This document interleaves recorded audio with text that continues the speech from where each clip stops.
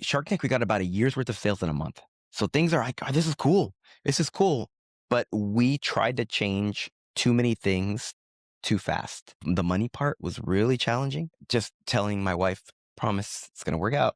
I promise. And just the support, but you see the struggle. You see the exhaustion. We're saving for this home run and we don't get the home run. We strike out. So you feel like I've failed.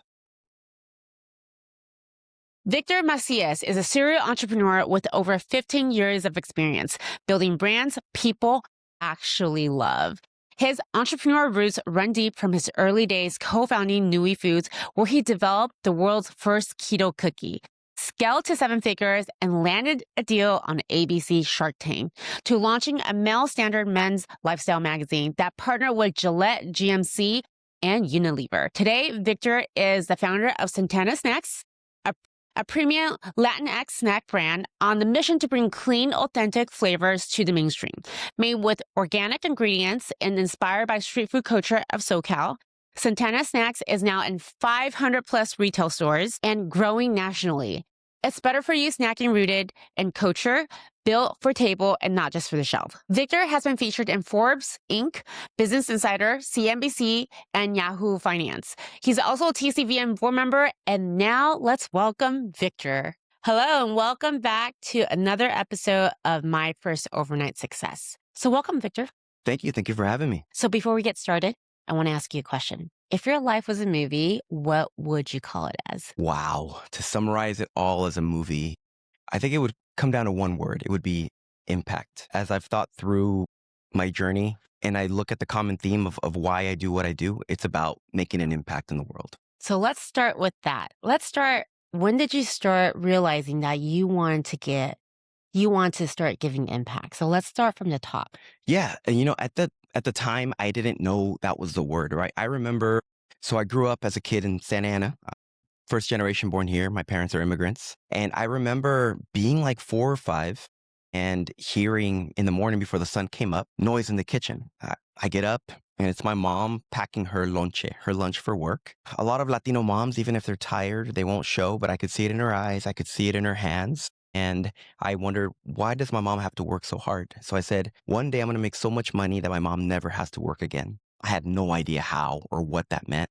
And it wasn't until later where I asked my dad for some money to buy a toy. And he says, Mijo, why don't you go find a way to make your own money? So I did. We had this like big bag of candy, I remember. And I went door to door selling each piece of candy. And with just this bag of candy, I came back with like $5. It's like, wow. So from just my creativity, I can make money out of nothing. And that's when I learned what would later be called entrepreneurship for me, that if I'm creative enough, I can control my destiny and therefore the destiny of those that I love. So what you just said, I am going to share it with my son because I am like your dad. I tell him that all the time. I was like, why don't you start to make money from the outside? Yeah, for sure. Right. So you're the founder of Santana Snacks. Tell us the journey, because I know before this, you had other companies. We want to know the story. Yeah, I mean, the journey, I would almost say it kind of started then, right? So growing up, there was no like C-level executives in my family. I didn't know any other entrepreneurs, but I just knew that if I kept coming up with ideas, I could build something. So in 7th grade, we moved because the neighborhood started getting a little rough. And my dad brought home this old computer from his office. Because I used to, some kids play like cops and robbers. I would play Office. I would sit in the garage. I didn't know what to do, but I was literally just like writing stuff. And my dad got me this old computer. And back in the day, AOL used to give you 20 hours of free internet back when with like dial-up. So I remember putting in these 20-hour discs and going online and I started searching. And I found this group of young entrepreneurs on the discussion forum. They were all 11, 12. And we started learning about how to make ideas. So it started off as side hustles. One of my first things is I learned how to code. I learned how to sell digital products online because it didn't take any money. All it took was creativity. All it took was ideas. Wait a minute. You said you learned how to start digital products online. And what year was that again? Jeez, I mean, I'm 41. It's like 20-something years ago. Wow. It was back then when, the thought of selling an ebook, right, or SEO, like these are things that I would obsess on. And I created this, like my first product, I remember, I would refresh the website every day trying to see if it finally worked. And finally, I get this one sale. It was like $9.99. I'm like, oh my God, it worked. And then the next day, the guy asked for a refund. But that didn't matter because I learned that it worked. And that's when it was like a slippery slope. From there, I mean, the journey continues. So I got plenty to share, but yeah, that's how it started. I want to jump in really quick. Yeah, yeah. You're saying that you need to have creativity to be an entrepreneur. I just heard you tell us 2 stories, and both of them involve you selling. So was salesmanship or learning how to do sales, was that a part of your early inspiration? I think I learned it like I didn't learn sales. It was more, how do I make this work? And through that process, I discovered that that was selling, right? So as a young kid, it's like, how do I give my heart to the world? Right. So if I'm giving you an idea, I might not know the best process to sell, but I can make you feel it. Right. Which in hindsight is selling. Right. So it's anytime that something's gone well, closing a deal, Shark Tank, which we can talk about, it's how can I be authentic? Because I think it's so in our world, I think it's easier to pretend to be something. And a lot of times as entrepreneurs, we're insecure. We want to fit into the room. So how do I sound polished? How do I stand? But I think if you're just authentic and you're almost like the opposite, you stand out more. So how can you be real? And I think that's how can you be real? And I think people feel that. And as a byproduct, you sell. So, Victor, everything that you're telling us is very natural, very organic, but you made a decision to get some kind of structure. You and I met at Cal State Fullerton. Yeah. What was the determination of why you decided to go to a university instead of pursuing, your entrepreneurial role at the time? Because I was getting very street smart in entrepreneurship, but I lacked there's a lot of value still in the structure, in knowing the 4 P's of marketing, right? And I used to go, so my mom would go like to the mall and we'd go to a bookstore, Barnes and Noble, and I'd sit down and I'd just read books on business. I'd try to read all these autobiographies. I didn't know what they meant, but I'm reading. And for my dad, I bring up my dad a lot. It was a big influence on me. It was never, so he immigrated here because he wanted to go to school and he never had that opportunity. So for him, it was, what college are you going to? Not, are you going to go to school? It was expected. So I ended up finding a school that was great at entrepreneurship. So it was almost like my deal. All right, I'm going to go, but I want it to be something where I can learn this discipline called entrepreneurship. And yeah, we can get into it, but it was those mentors and that structure that I could use combined with my street smart. So my first thing that took off was this website called Male Standard. It was about becoming the best version of yourself, like a GQ. And it started while I was in marketing class at Cal State Fullerton. I'd be learning and I'd run home and I'd implement it. For me, if I couldn't implement it, it was a waste. I'm like, how do I take this and make it work? So I remember before it became Male Standard, it was another ebook. It was called it was the Men's Grooming Handbook. It wasn't because I loved grooming. It wasn't because I loved shaving. It's because I went as a starving college student to a website and I saw that a bunch of guys were asking these questions about shaving and style that they were too embarrassed to ask girls. So I found all like the biggest problems they had. And then I found a stay-at-home lady in New York who took that table of contents and created a book for me. I'm in class and now I'm getting emails, sale, sale, sale, sale. And from there, that became Male Standard, which ultimately allowed me I traveled the world. I went to London. I went to Germany. I interviewed Michael B. Jordan, Landon Donovan. So this kid from Santa Ana got a chance to see the world just through this idea. Before like influencers was a thing, that was like my way in. How did that feel? Sorry. How did it feel? Because I'm an entrepreneur too, like you, and we like hit it up when we first met. Of course. But how did it feel when like the sales came in? Like, that's a really great feeling. It's so validating because even throughout this journey, I've gone left when a lot of my friends have gone right. Right. So there's this process when your friends are getting the nice car, they're getting the nice house, they're succeeding and you're still bootstrapping. You're still trying to make it. But it's just when you get that yes, it's just like this relief. It's just like, God, thank you. This is real. It's not just a pipe dream. It makes it tangible. And it's like a feeling when Santana Snacks, when I got the first bag, I almost cried. I felt like it was like a baby was being born, for sure. So you've been successful because, like many entrepreneurs, you've been a rogue. You had this inner compass that you followed. So you've got this inner compass. You are very sure what you're going to do, but now you're learning all these different concepts in college. There's a conflict there, right? Can you tell us where's the first time you like ran into the wall of what you should do? What was your workflow, your path? I think the first time was one of my big hurdles. So after the book started selling, I had this other idea. And it was, I wanted to create this website called eFitness Solutions, which would allow personal trainers to train people online. This was very novel at the time. Okay. I, again, put in all my savings, which wasn't a whole lot. And I had this team outsourced and they developed this website, this platform. And as I would look at it before it would ever go live, I'm like, you know what? That button should be red. You know what? The logo, can we make it a little bigger? What if we added this like nutrition menu? That would be amazing. And I kept iterating. And eventually the money ran out and I never launched. A couple months later, I see another site, a third of the features, and they were crushing. I learned that I didn't launch because of the button. It's because I was afraid to fail. So when I started learning some of these concepts about the business plan, which are important concepts, I would use that as a crutch. The perfectionism, my business plan isn't ready. I don't have this ready, and I wouldn't launch. Where the rogue Victor would have said, let me just trip and fall and figure it out as I go. And that's where that conflict happened. And eventually I learned that if it's, I forgot who says the quote, but if you're happy with the product, you waited too long. Exactly. Yeah, for I sure. agree. So you've got this internal struggle with yourself. Yeah. And a fear level. But there's tools to get beyond some of these things, just like what you told us about iteration, Yeah. which is the key, but also A/B testing, one idea against another. Did you learn A/B testing, or is that something that was missing that helped to create those early failures? Where did that come in? Yeah, I definitely learned about, especially the concept of an MVP, right? So even for the male standard, it was. Can you describe what MVP means Yes. for the people that don't know? Yeah, so the minimum viable product. Basically, what is the simplest version of your solution that you can test and the market will tell you? So for example, male standard, it was the ebook that showed that we worked.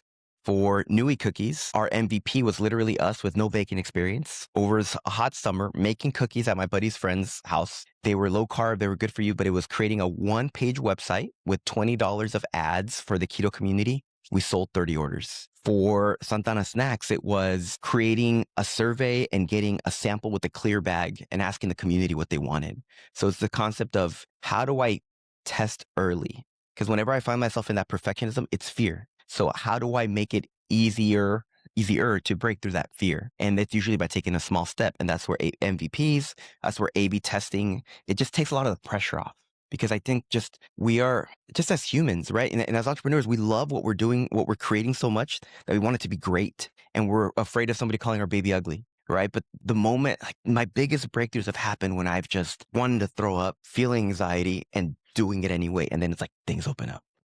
That's part of the whole cycle. Yeah. Build, test what you built, and then learn from that. Yeah. From your early failures. In fact, my guess is that you've learned from your failures more than you've learned from your successes. Is there an example of that? Yeah. I mean, in hindsight, I'm super grateful, right? When I'm going through it, it doesn't feel good. Right.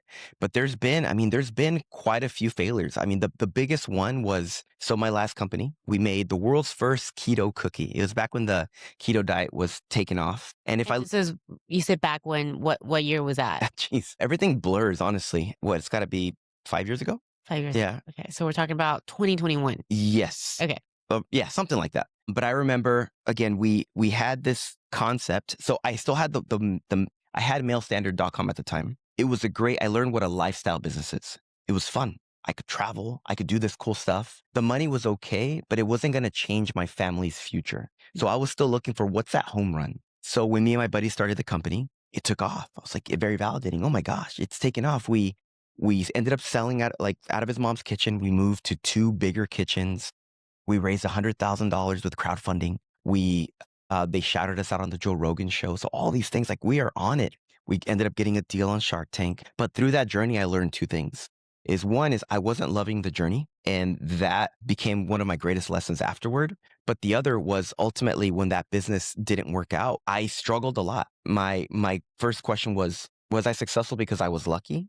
Was it just my business partner? Can I really do this again? I had friends and family that had invested mattress money, right? Like I don't have, I didn't grow up with a lot of people with a lot of net worth, right? Like they have incredible love and self-worth, and having the conversations, with family and telling them what happened. And then in most of them saying, you know what, I love you and we know you're going to do it.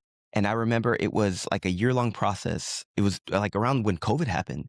So just a lot of time to reflect. It got very, very dark. And I think my breakthrough came when I realized that just because I failed did not mean I was a failure. Mm-hmm. right? Yeah. And ultimately, Santana Snacks gave me the like, yeah, you know what? I wasn't lucky. I did have input. So take me back a little bit because Yeah. you brought us to the emotions. Yeah. You started saying that it was successful. What was that? What was that success? Was it the numbers? Was it the exposures? Was it the volume? And you talked about you hit the darkest moment of your life. Of course. So are you okay if we go Yeah. into detail Let's of go. what happened? Yeah. Yeah. And then my understanding is this led you to Shark Tank, right? Yes. So tell us about that. We want to know the full story. Yeah. Yeah. So in the beginning, I guess a lot of it is emotional. What they don't talk about entrepreneurship, right? A lot of the tactics you can learn at school, you can learn in a book, YouTube, but the emotional roller coaster, like you have to become somebody else in order to achieve the success you want. And I don't mean somebody else like an imposter. You have to evolve into somebody else. So in the beginning, it was these two kids have this cool idea for a cookie, and we start seeing the community feedback. People were losing like over 100 pounds, and they're like, your cookie saved me from eating junk food. Like, whoa, this is more than a cookie. This is a journey. I think our first big one was crowdfunding. So we ended up building this strong following because we documented our journey. All the highs, all the lows, very raw on social media. Here's what we're doing, guys. Oh, look at this batch. Oh, it didn't work out. Hey, we just got our first big sale. And it was through that journey where we decided, all right, well, let's try crowdfunding. We ended up doing 2 crowdfunding campaigns. We raised over $100,000. That was more money than I'd ever seen in one chunk, right? And it was, how do you take that win and double down? And that's where the anxiety would come in. We get the crowdfunding money, and my business partner, which was a good decision at the time, said, let's invest in this trade show for this space. I'm like, we just got the money. What do you mean invest in this trade show? It was at that event where we met early influencers that would become huge in the space. We were featured on cookbooks. We were talked about on podcasts. That's how the Joe Rogan thing happened. And So tell me, yeah, when Joe Rogan reached out to you, how did that feel? well, he didn't reach out. So it was, Okay. there was this guy, his name is Dr. Dominic D'Agostino. He's like the godfather of keto. And he had been on Rogan before, and he was going to go again. And my business partner was like, no pressure. Here's some cookies. Can you give these to Joe? And literally on the show, he gave them to Joe. And like our picture is like in the back, like Jamie's pulling it up, like what? And we sell out. So then I learned we sold out overnight.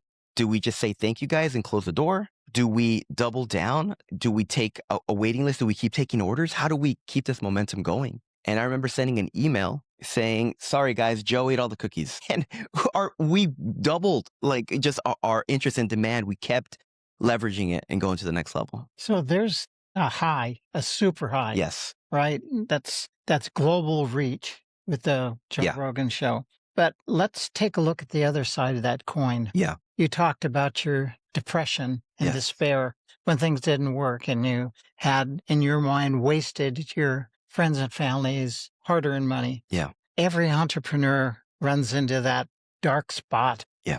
Where it's 3 a.m. and you can't sleep and you're staring to the ceiling. Yeah. And it looks and it feels like it's over with. Yeah. And you're powerless. I'm sure you ran into that kind of a feeling. Tell me how you broke through the other side. Yeah. I mean, first I'll describe some of the earlier feelings when things were taking off. Our typical day would be, we would wake up at around 4:30 a.m., me and my buddy. We'd go to this rented kitchen, get there around 5:30, and we start making cookies. So we'd make, When you say we start making cookies, you guys are the chef. we are the chefs in there with hairnets, making cookies creating our own little conveyor belts. And we're doing this around lunchtime. We're doing marketing. And then from like 3 to 5, we're packaging and shipping, and then doing another two rounds or 2 hours of marketing. And then I go home and I have a wife and a 2-month-old baby. She's like, your turn. So I'm like, so I gotta be right. I gotta be a dad. And I remember like holding my daughter and having a stand for my Kindle and just like trying to read books. And the money wasn't reflecting the amount of work because everything was being reinvested for one day. Dude, just do it, because once we hit the home run, it'll all be worth it. So everything was delaying any type of like relief. So there was a time when I started feeling like I'd built a jail for myself, and I felt so guilty. I'm like, this is what I've wanted. How am I so unhappy with what I have wanted? And I realized that slowly I started giving up who I was for this ultimate goal, right? I always had a vision of how I wanted to run a business, the type of life that I wanted, like how I was going to enjoy the journey. And I stopped enjoying the journey. So that part was very challenging. The money part was really challenging. Just telling my wife, promise it's going to work out. I promise. And just the support, but you see the struggle, you see the exhaustion. And I think a lot of it, and even ultimately, we're saving for this home run and we don't get the home run. We strike out. So you feel like I've failed everything I worked for. Yeah. Let's go into detail. When you say Yeah. you don't hit the home run, you strike out. What happened? Yeah. So I learned later that these things called margin and contribution margin are very important. We would have months when we would sell $100-something of cookies. And we're like, where'd the money go? Where'd the money go? Well, we were doing promos, we were doing flash sales, we were doing referrals to affiliates, all this stuff. And we had to sell such a high amount to even break even that the model was just messed up. It was that. And then shortly after Shark Tank, we got about a year's worth of sales in a month. So things are like, oh, this is cool. This is cool. But we tried to change too many things too fast. During the time that we pitched the producers and got on the show, we rebranded. We moved into a commercial kitchen had manufacturing. We launched a new flavor. So we're doing all this stuff. And ultimately, right after Shark Tank, we learned that our recipe that was working at mom's house did not translate to a contract manufacturer. So ultimately, the quality of the product wasn't what we needed. And we had to refund thousands of dollars in product because we wanted to keep our reputation with our customers. So you've got this hockey stick, as we call it. Yeah. Right? So sales are going to the right and up. Yeah. All good stuff. But something was amiss. Yeah. So in business, I found after years of doing it that there's usually in every industry one metric that matters. The one thing that if you can improve that, everything else flows from it. Yeah. Too often we get tied up in the minutia and can't see that one trigger. Yeah. Was there that kind of a instance for you when you cracked the code with the one metric that matters? In the beginning, when things were taking off, we obsessed over customer acquisition cost. I learned that success is actually a formula. I used to be more like pixie dust, right? But it's like, no, wait a minute. We have this channel, and if I put $20, I get $45 back. How many times are you going to do that? As many as you can. So it became more of like a math equation. But in the beginning, though, you got to test and see what channels work. So it became first, how much does it cost to get a new customer? Then it's what's called lifetime value. It might cost you $20. You might even lose $5 up front. But if that customer comes back and buys 10 more times, in the end, you actually work out. So those were valuable, but the part that we were missing was margin, and not just gross margin, it was contribution margin. After all of the variable costs, how much do you have left over to actually cover your fixed costs? And that number was way off, and we were too late to solve it.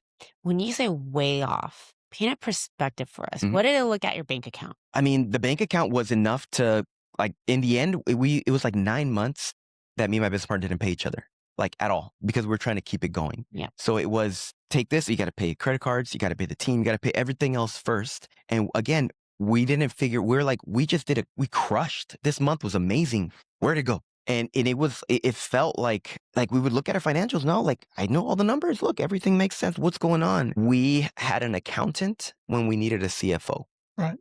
So you found that you were losing money every time you sold cookies. Or barely making a little.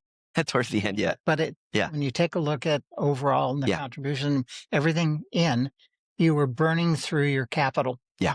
Right. And so you didn't find the metric that mattered at that point. Correct. What would you do now if you were to do cookies again? I know you're doing your organic Chips. Santana chips, but it's different than Yeah. a cookie. So what is that difference? There is a difference, but there are also a lot of similarities. So consumer packaged goods, Nui was e-commerce based. That was 90% of our sales. Right now, this is retail. This is 90% of our sales. So e-commerce based, direct to consumer. Yes. You only sold it online exclusive. Yeah, I didn't try to get into retail stores. Is that? Because, so I had a chance to talk to some of the founders of Quest Nutrition. And their strategy was, we want to do $1 million in sales, e-commerce, and then go into retail because then you have leverage. Then you can pick where you want to be. So that was our strategy. And we had a novel product that selling online made more sense. So this time I'm obsessed with margin. I track it. I have a dashboard. I'm tracking margin. I'm tracking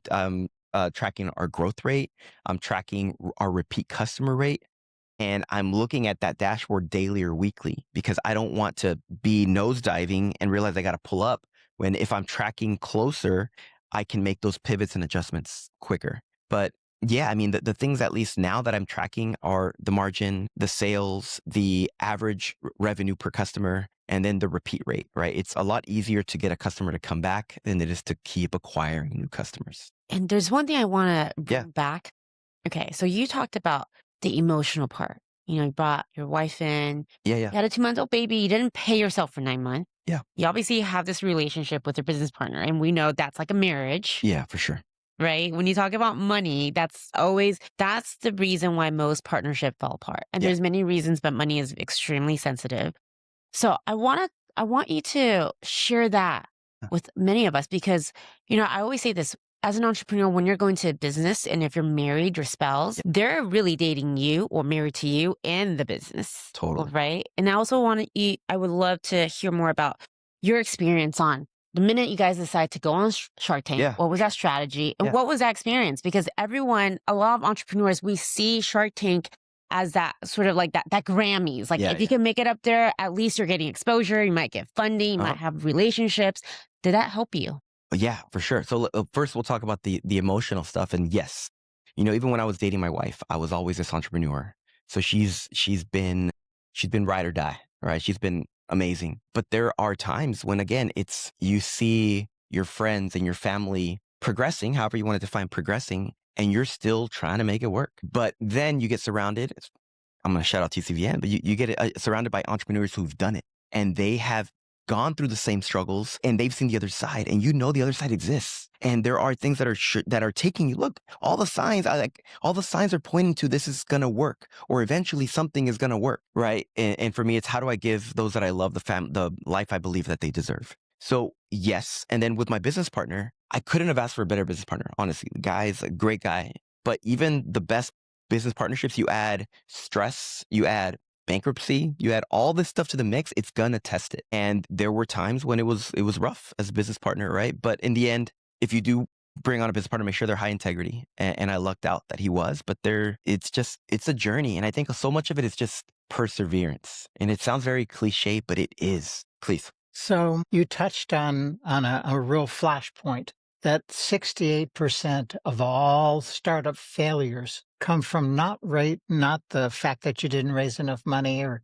your product didn't sell. The number one reason that startups fail is founder discord, right? Yeah. Because of those pressures you articulated. How did you get through when there was a schism, a split between what you wanted to do, what your partner wanted to do, all of the pressures? Yeah. How did you get through that? What was the mechanism? That's where it's a marriage really does. We would have like these talks, these like emotional talks. So we would try our best not to let it get to a boiling point.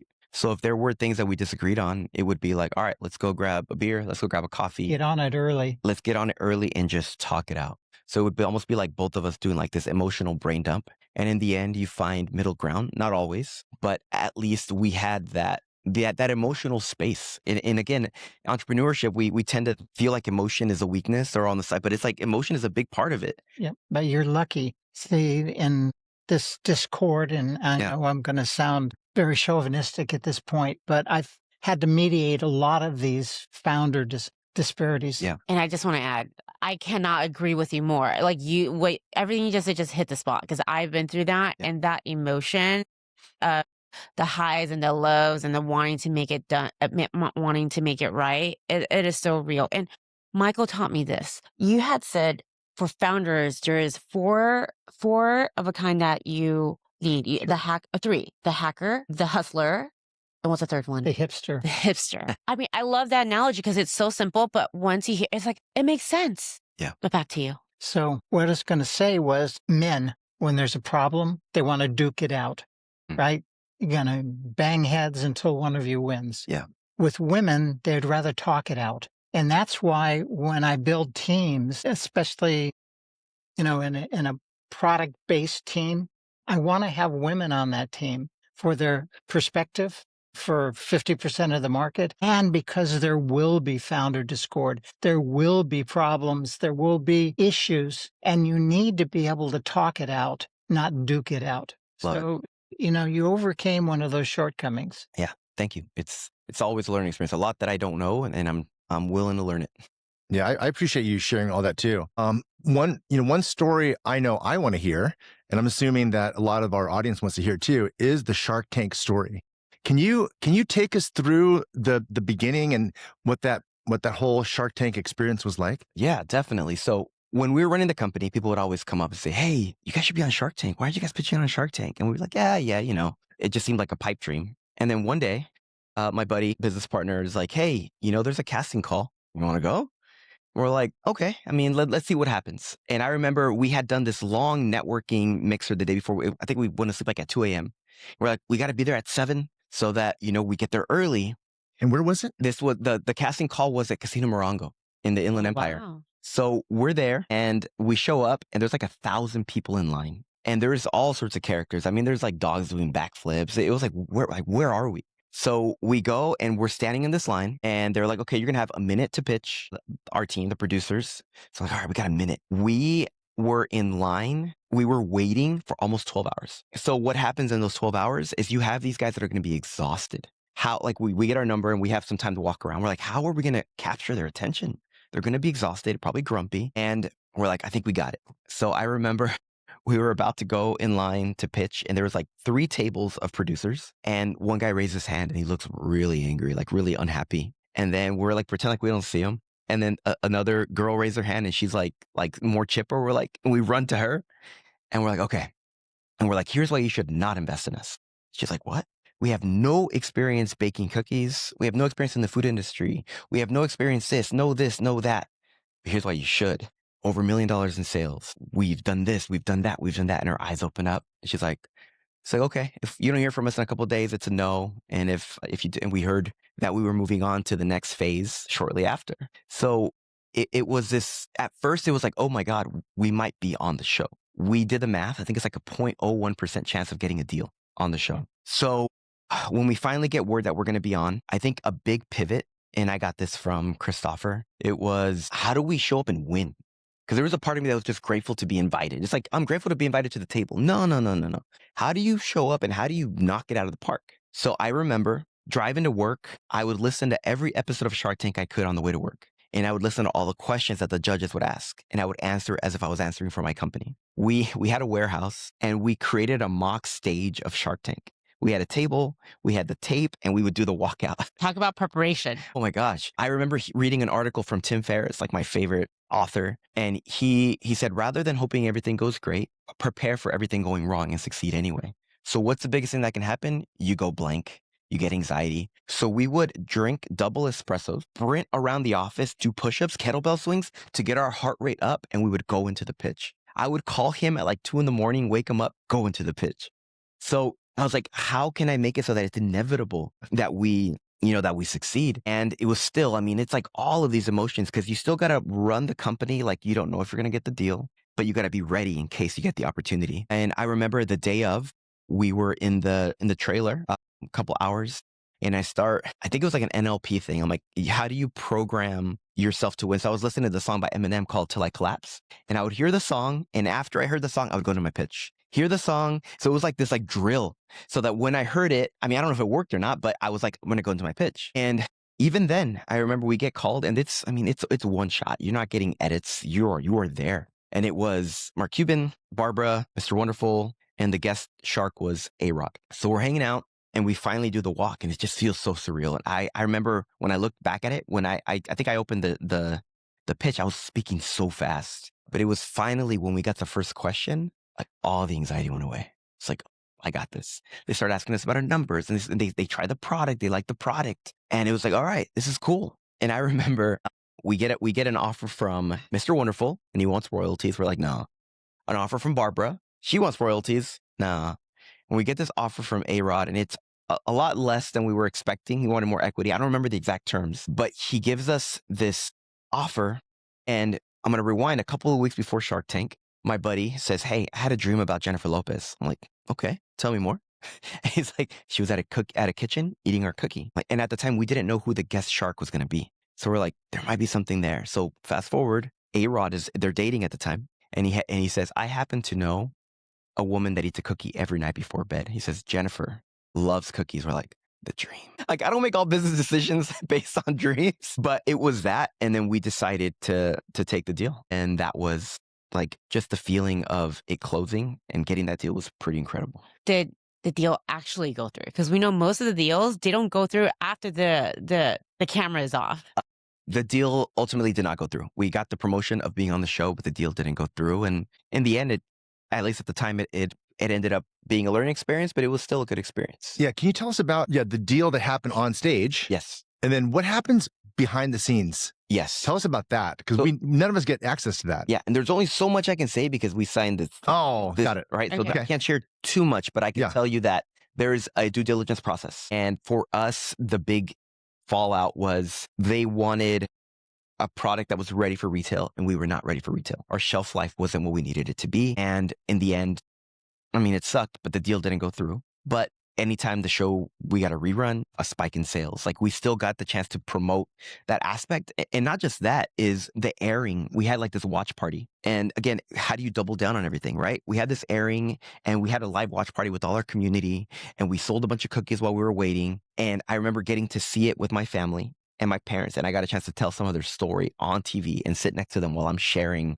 their story. Like, that can't be topped. So how did this experience transition to raising money? Because as a CEO, you're constantly looking towards your next raise. Definitely. What was the experience? I think for me in the beginning, I didn't want to raise money. I feared loss of control, which, as I've learned, is a very common pattern. No chance of doing it with your own money. Yeah, exactly. But there was this other company that was doing a similar product, and we would compare ourselves to them. We're like, but look how fast they're growing, and we're keeping up. We learned later they had $10 million in funding. We were bootstrapping. We started with $3K out of our pocket each. We're like, if we want this to be what it's going to be, we need to raise funds. And even then, it's like, do I approach my family? Like, I don't want to mess with that. You always hear separate business and family, but then you flip it. You're creating an opportunity that might not be accessible to some of this community. And if you or when you hit it out, you can make a lot of people that you love wealthy. So it was just, again, this emotional battle, because for me, my family is everything and I want to protect them. But also, by protecting them, am I leaving them out of a potential upside? So I don't know if I answered your question, but that was kind of a part of it. Just a word from our sponsors, and we'll be right back. I would like to introduce you to our sponsors, because without them, this podcast will not exist. So our first sponsor is Reed Smith. Reed Smith is a globally recognized law firm helping founders navigate every stage of growth, from formation and fundraising to scale and exit. Our next sponsor is Sunstone. They support entrepreneurship, education, and inclusive innovation by partnering with universities, nonprofits like us, accelerators, and public-private initiatives to create opportunities for the next generation of founders. And last but not least, we have CloneForce. Most companies today are still using AI as a point solution, writing copy, summarizing meetings, answering questions. That's useful, but it's still basically AI as a tool. What we're building at CloneForce is really the next layer beyond that. We're building clones, persistent AI teammates that can actually operate across the tools a company already uses. So instead of another chatbot sitting off to the side waiting for a prompt, you have a digital worker with identity, memory, voice, context, and the ability to take action in the flow of work. What's powerful is that these clones can be shaped around a specific role or person. They can have the right knowledge base, the right skill set, the right tone, and they can work across chat, email, Slack, meetings, CRM, and other business systems. So they're not just there to assist, they can actually help execute and strategize. And from a platform standpoint, we're model neutral, tool neutral, and channel neutral. So we're not forcing customers into one model or one interface. We're giving them a command center for their AI workforce with the flexibility to use the best tools for each job and the governance layer to manage it all responsibly. For businesses, this changes the equation pretty dramatically. It means that you can scale execution, consistency, and responsiveness without scaling overhead the traditional way. You're not just buying software, you're deploying digital labor in a much more practical, controlled, and effective way. At a high level, we think the future of work is human-centered and clone-powered. Humans should be focused on judgment, relationships, and creativity, and clones should take on more of the repeatable cross-system execution that eats up so much time today. So you went through all this emotional journey, and then you decided to ultimately close down Nui. Yeah. And then we got into Santana. So talk to us about that. Yeah. Tell us where you're at right now and how can we support you? Yeah. So, after that dark moment, I kept being pulled back into food. I was like, I'm done with the food industry. I'm cool. And there would just be these moments where these food entrepreneurs would reach out and I started like mentoring. Even I got involved with Healthy Fullerton again. And I think a part of it was my mentor kind of wanted me to get my confidence back because I had lost a lot of that confidence. And I'm like, all right, I started a couple of side hustles here and there. And I was like, all right, if I was to do it again, how would I do it? And growing up in Santa Ana, there's a big street food, like street snack culture. A lot of the better for you snacks that are out there, they tie back to Mexico. They tie back to abuelita, which is fine, but nothing was Mexican American. Like there's this thing where you get your chips and you turn it sideways and you fill it with hot sauce and like there's like a whole process to it. And I said, you know what? I want to create something that's a love letter to the cultura, but create a clean, better for you version. So I started small. I started just testing. I'm like, all right, let me survey. Because at first I didn't know I was going to do chips. I was like, so I asked over 100 people, what's the biggest challenge you're facing? If you can make any food healthy for you, what's your spice level? What do you like? I just surveyed a ton of people and then it all led me to chips. I'm like, chips? There's so many chips on the market. Well, let me see. So I iterated, I tested because again, I didn't have a whole lot of resources to work with. So I got to make this work. And that was the process. We ended up finding a manufacturer early. So fixing the supply chain early on. I worked with a great friend of mine to help me set that up, building the infrastructure. And we ended up calling it Santana because if you were from the neighborhood, you lived in Santana. And everybody has a Santana in East LA, in Mississippi, it doesn't matter, a place where you belong, where you feel welcome. How do we give that to the world? So after that, we ended up getting a bunch of samples in a clear bag. We had a bunch of people test those. Flavor profile was off the charts. The salt level, everything was like dialed in. R&D was like a year and a half. And I'm like, okay, I'm planning for all of this. Am I trying to perfect this again? Am I afraid of failure? And we finally decided to launch. And I'm proud to say that within a year, we've grown to over 500 stores. We've had a feature on Univision. We're in Mother's Market. We're in Lassen's. We're in Fraser Farms. We're in early talks. Bring this in for a second. We got into Northgate. Like we're in a lot of these places where investors and money have started to approach us. And I think the biggest thing was like, yeah, it wasn't luck. Like I feel like God has given me another opportunity and I'm like, let's go. So when the door opens, I hit the gas. I'm going to maximize everything that I can. And I need to share this with you. I always say this, luck is preparation meets opportunity. Mm. And that's exactly what you went through. Everything when you were building Nui to where you're here right now. And by the way, I didn't realize how big of a marketing genius you are. Now I'm like, I'm going to come to you for every suggestion. I still can't get over the fact that you said Joe ate all the cookies, right? And back to you. Yeah. Yeah, thank you. And it's been that journey. I think what's really cool is I'm building it. I'm building all the scaffolding. It's growing faster because I know when to pivot when I haven't in the past. Part of it too is I wanted a 3-flavor lineup. It's got to be salsa verde, chile limon, and salt. It was taking so long to launch the other flavors that I said, let me just launch with salt. We're doing all this with one SKU. I'm building these relationships with these retailers and product is moving. And now we're looking at, all right, what's the next layer, right? Brokers. We just got accepted into like the largest distributor in the US. Things are about to pick up and it's starting to get scary again, but that's good, right? This like, what happens if sales multiply times 10? What happens? I don't know. We'll figure it out. We started off ordering 16 pallets and the product is organic. So it's got to sell by a certain amount of time. 16 pallets, 40 cases a pallet, 12 bags. So it's like 700, almost like 500 bags per pallet. Now we just placed our biggest order and now we're doing 32 pallets at a time.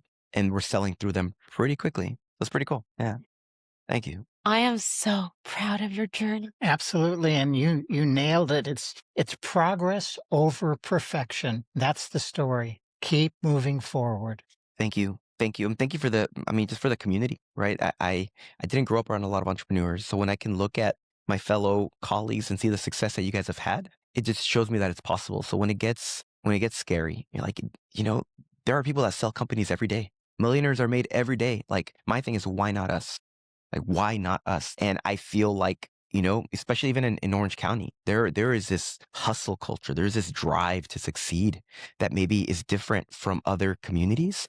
But it's just this like, maybe it's the first gen experience, but like, no, my parents suffered so much. What I'm going through is nothing. The least I can do is live this life to the max and create as much value and as much impact as I can. And before we wrap this up, what do you have to say to our community, to the people that are watching and listening to this episode?